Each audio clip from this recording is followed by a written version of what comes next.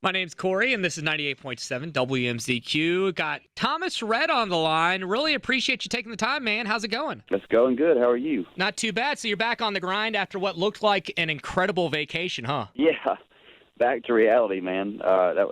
We needed that trip though very bad. It was so much fun. Well, from the pictures, looked like you guys had an incredible time in Italy. Anything crazy happen? Anything unusual? Man, it was actually a super uneventful, relaxing trip.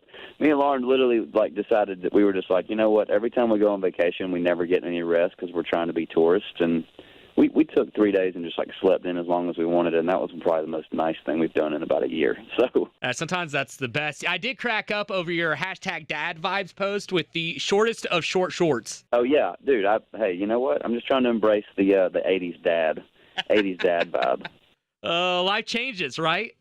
Like your song. Incredible song, by the way. I mean, I think that's what's so neat about you is you let us behind the scenes with the song, social media. We see a lot of what you, Lauren, the girls do. So it's neat as fans to get that behind the scenes look. Yeah, man, and it wasn't really even strategic in that way. It's just I'm a pretty open book as a person anyways, and so is my wife. And, ever since we got married, we were both 22 years old.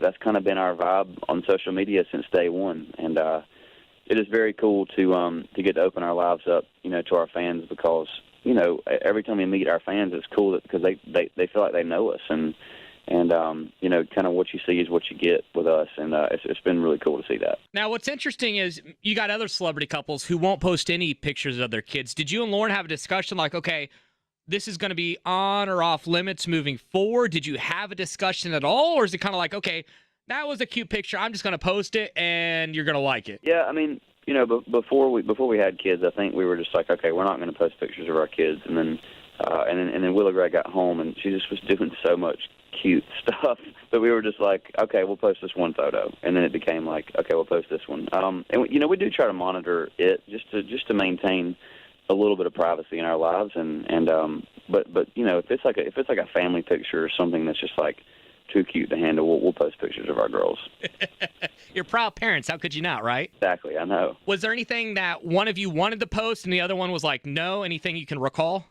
Not really, man. Me and Lauren usually are on the same page about that kind of stuff, which is nice. So with your Life Changes tour, what have you learned from your previous tours and that you've incorporated in this one that's different as far as maybe the setup or how you go about picking the opening acts, whatever? I just think every year you do it, you get more comfortable and you learn what didn't work in previous years, and you try to change those things, and you continue to keep your set list fresh, and even your old hits, find a new way to play them, so that the crowd is continually entertained by something that you're doing that's different with songs that they know. And just production, making sure that your stage looks really big and making sure that the people that paid for that ticket feel like they got their money's worth out of it. Is there anything when you were touring with Kenny for a stadium tour that maybe you picked up from him, you're like, you know what, that is so neat, or that's a great way to go about it, that you kind of stole from him, or maybe not stole, but borrowed? The biggest thing I learned from him is how to record hit songs. I mean, that dude plays 2 straight hours of nothing but the biggest hits that I grew up listening to.